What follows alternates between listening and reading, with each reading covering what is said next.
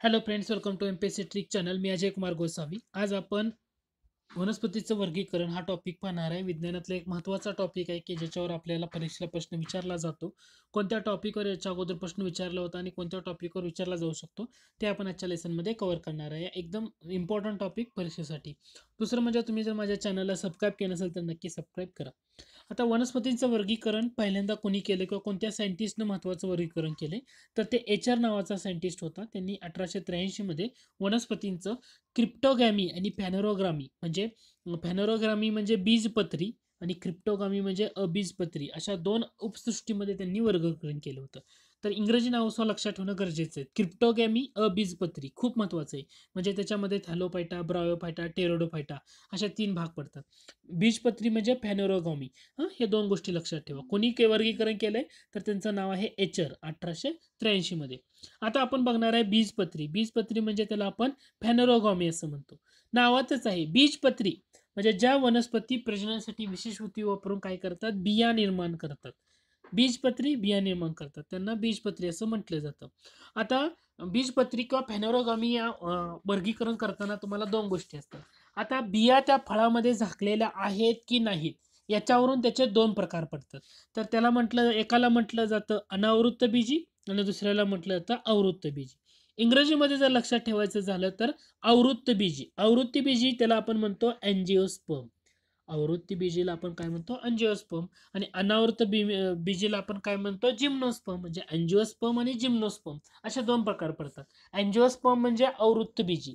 आता शब्दच बघा मराठीत, आवृत्त बीजी म्हणजे त्याच्यातल्या बिया ह्या काय असणार आहेत, बंदिस्त असणार आहेत. आवृत्त म्हणजे बिया फळामध्ये बंदिस्त असतात, तर त्याला आवृत्त बीजी म्हणतात. बिया फळामध्ये बंदिस्त नसतात त्याला अनावृत्त बीजी असं म्हटलं जातं. म्हणजे आवृत्त बीजी म्हणजे बिया फळामध्ये बंदिस्त असतात. तर अंजिओस्पर्म म्हटलं जातं. आवृत्ती बीज म्हणजे अंजिओस्पर्म. त्याच्यामध्ये प्रजननाचे अवयव कोणता महत्वाचा येतो तर तो फूल. फूल हे प्रजननाचे अवयव असतात. आता याच्यासाठी महत्वाचं काय आहे, महत्वाचं हे आहे तर हा टॉपिक उल्फिया. आता बॉल्फिया म्हणले त्याला तर उल्फिया पाहिजे इथं. उल्फिया. उल्फिया ही जगात सर्वात लहान आवृत्तीबीजी वनस्पती आहे. म्हणजे सर्वात लहान अँजिओस्पर्म आहे. आणि युकॉलॉप्टिस ही सर्वात उंच अँजिओस्पर्म आहे.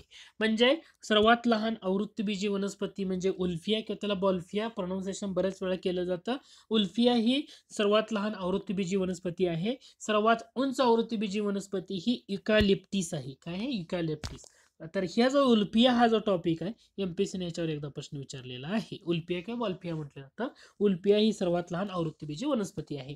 सर्वात लहान अँजिओस्पर्म. आणि सगळ्यात मोठी आणि सर्वात उंच कुठली येते तर युकॅलिप्टिस. तर युकॅलिप्टिस पण जरूर लक्षात ठेवा, ही सर्वात उंच आवृत्तीबीजी वनस्पती आहे. मग त्या अँजिओस्पर्मचे पुन्हा 2 प्रकार पडतात, एक बीजपत्री आणि 2 बीजपत्र. म्हणजे ज्या बियांचे सहजपणे 2 सुट्टे भाग होतात त्यांना द्विबीजपत्री म्हटलं जातं. आणि ज्या बियांचे 2 सुट्टे भाग होत नाहीत त्यांना एक बीजपत्री म्हटलं जातं. तर हे एक दलाचे बीज, 2 दलाचे. दुसरं म्हणजे एक बीजपत्रीमध्ये जे फूल असते ना ते त्रिभागी असतं आणि द्विबीजपत्रीमध्ये फूल हे पंचभागी असतं. एक बीजपत्रीमधलं जे खोड आहे ते पोकळ आणि आभासी असतं, तर द्विबीजपत्रीमधलं खोड हे भक्कम असतं. तर हे लक्षात ठेवणं गरजेचं आहे. म्हणजे तुम्हाला परीक्षेसाठी इम्पॉर्टंट काय आपण बघायचं तर वनस्पती सृष्टीचं 2 गटामध्ये वर्गीकरण केलं जातं. पहिलं असतं तो फॅनोरोगॉमी, क्रिप्टोगॉमी. फॅनोरोगॉमी म्हणजे बीजपत्री, क्रिप्टोगॉमी म्हणजे अबीजपत्री. फॅनोरोगॉमीमध्ये काय असतं, 2 प्रकार पडतात. एक असतं आवृत्तीबीजी आणि अनावृत्तबीजी. फॅनोरोगॉमीमध्ये आवृत्तबीजीला अँजिओस्पर्म म्हणतात, अनावृत्तबीजीला जिम्नोस्पर्म म्हणतात. अँजिओस्पर्म म्हणजे काय की ज्या फुलांच्या बिया बिया फळामध्ये बंदिस्त असतात त्याला अँजिओस्पर्म, ज्या बिया फळामध्ये बंदिस्त नसतात त्याला जिम्नोस्पर्म. अँजिओस्पर्मचे सर्वात लहान वनस्पती म्हणजे उल्फिया किंवा बॉल्फिया म्हणतो आणि सर्वात उंच म्हणजे युकॅलिप्टिस म्हणतो. हा पहिला टॉपिक आपण कव्हर केलेला आहे. मग आता येतो जिम्नोस्पर्म. जिम्नोस्पर्म म्हणजे त्याला आपण अनावृत्त बीजी असं म्हणतो. तर अनावृत्त बीजी म्हणजे त्यांच्या बिया फळामध्ये बंदिस्त नसतात म्हणून त्यांना अनावृत्त बीजा म्हणतात, कारण त्या वनस्पतींना फळं येत नाहीत. जिम्नोस्पर्म या प्रकारच्या वनस्पतींना या बहुवार्षिक असतात. कशा असतात, बहुवार्षिक. आता जिम्नोस्पर्म म्हणजे अनावृत्त बीजी हा शब्द पहिल्यांदा कोणी वापरला तर थिओफ्रॅटिस यांनी वापरला. थिओफ्रॅटिस यांनी त्यांचं जे पुस्तक होतं इन्क्वायरी इंटू प्लांट्स, पुस्तकाचं नाव आहे इन्क्वायरी इंटू प्लॅन्ट्स. या पुस्तकामध्ये त्यांनी हा शब्द वापरला होता. म्हणजे जर तुम्ही आता अनावृत्तबीजी वनस्पतींच्या जर प्रजाती बघितल्या तर जवळजवळ 70 प्रजाती आणि 725 जाती आहेत. त्यापैकी भारतामध्ये 16 प्रजाती आढळतात आणि 53 जाती फक्त एकट्या भारतामध्ये सापडतात. तर हा एक महत्त्वाचा पॉईंट ठरू शकतो. आता अनावृत्तबीजीमध्ये जसं आपण बघितलं होतं, अनावृत्तबीजी आणि आवृत्तबीजी. तर जगातली सर्वात उंच वनस्पती अनावृत्तबीजीमधले काही वैशिष्ट्य पाहूया. त्याच्यामध्ये सायकस वनस्पती सायनोबॅक्टेरिया सोबत, तर पायनस वनस्पती कवकासोबत सहजीवन पद्धतीने राहतात. अनावृत्तबीजीच्या उदाहरणापैकी एक. सायकस जी वनस्पती आहे तर सायनोबॅक्टेरिया सोबत राहते आणि पायनस वनस्पती कवकासोबत सहजीवन पद्धतीने राहतात. दुसरं महत्वाचं म्हणजे झिंक गोबायलोबा, याला जिवंत जीवाश्म म्हणून ओळखलं जातं. आता हे ना करावी बायोलॉजी हे पुस्तकं जे आहेत ना तर त्याच्यातला भाग आहे. NCERT मधला पण ह्यातला बराचसा भाग आहे. दुसरं म्हणजे जगातली सर्वात उंच वनस्पती म्हणून ज्याला ओळखलं जातं तो म्हणजे सिक्विया सेम्पीफेरनस. तर सिक्विया एवढं लक्षात ठेवलं तरी लक्षात राहू शकतं तुमच्या. सिक्विया सेम्पीफेरनस 66 फूट ही जगातली सर्वात उंच वनस्पती आहे. याला coast redwood of California, coast wood of California किंवा फादर ऑफ फॉरेस्ट अशा प्रकारची नावं त्यांना देण्यात आलेली आहे.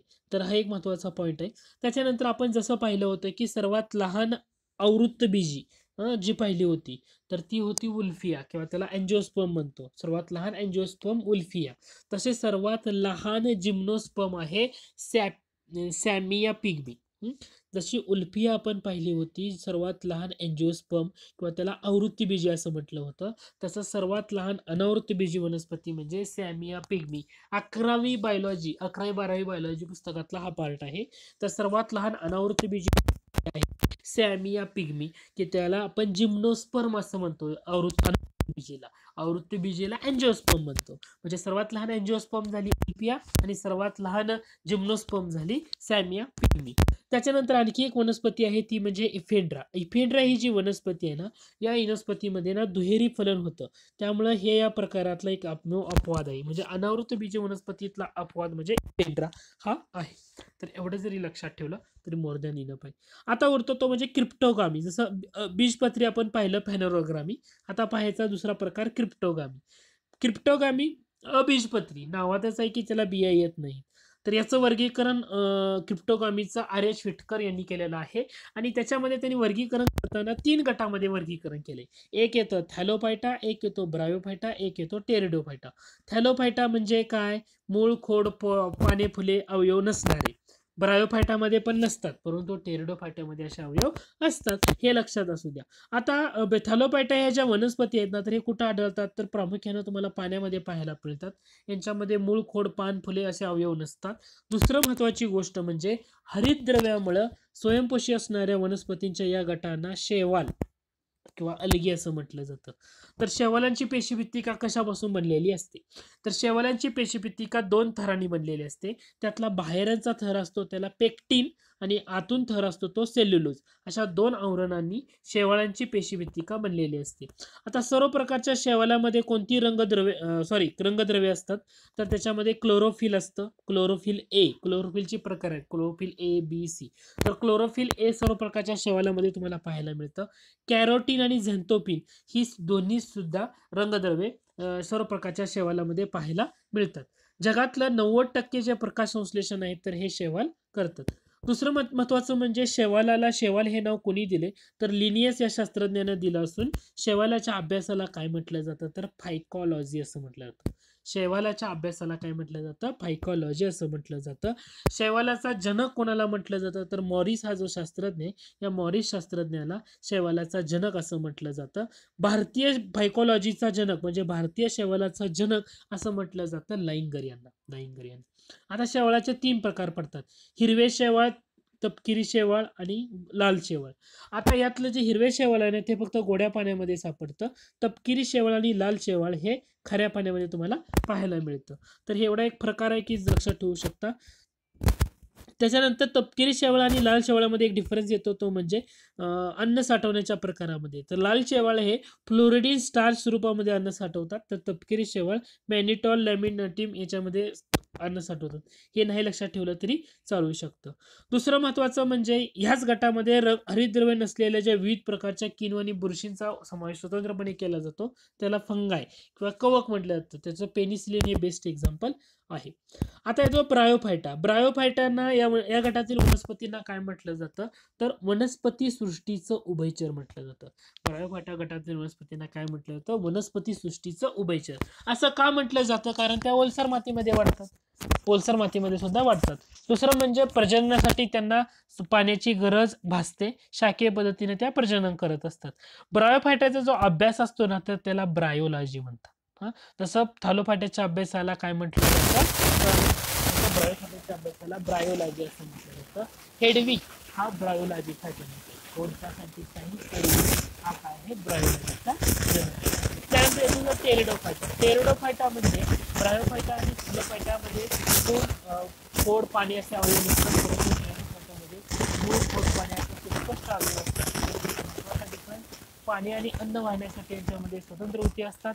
यांना फुले व फळे येत नाही. फुल नसते, फळे व फुलं टेरिडोफायटामध्ये येत नाहीत. अलैंगिक प्रजनन हे त्यांचं आता टेरिडोफायटामध्ये दोन्ही पद्धतीनं प्रजनन होतं. अलैंगिक होतं ते बीजाणू निर्मितीद्वारे आणि लैंगिक प्रजनन होतं ते युग्मिक. मग नेफ्रेलियस, मर्सेलिया, टेरिस, एडिएक्टम, इक्विसेप्टम, लायपोमेडियम यासारखी त्याची बरीचशी उदाहरणं येतं. तर अबीजपात्रातली सर्वात प्रगत आणि पृथ्वीवरील पहिली संवहनी संस्था अशा या गटाची ओळख आहे. एझोला हा सगळ्यात लहान अँजिओस्पर्म होता तो. तसा सगळ्यात लहान टेरिडोफायटा हा एझोला आहे आणि सर्वात उंच टेरिडोफायटा हा अल्सोफिला आहे. काय नाव आहे? अल्सोफिला. दुसरं महत्वाची गोष्ट म्हणजे थिओफ्राटिस या सायंटिस्टला काय म्हटलं जातं? तर वनस्पतीशास्त्र, टेरिडोफाइट्स आणि पर्यावरण याचा त्यांना जनक म्हणून ओळखलं जातं. काय केलेलं आहे? वनस्पतीचं वर्गीकरण एक्सप्लेन करून सांगण्याचा प्रयत्न केलाय. आय होप हे लेसन तुम्हाला आवडलं असेल. जर आवडलं असेल तर जरूर लाईक करा. तुम्ही अजूनही माझ्या चॅनलला सबस्क्राईब केलं असेल तर नक्की सबस्क्राईब करा. लेसन जर तुम्हाला आवडलं तर नक्की लाईक तुमच्या मित्रांना शेअर करा. धन्यवाद.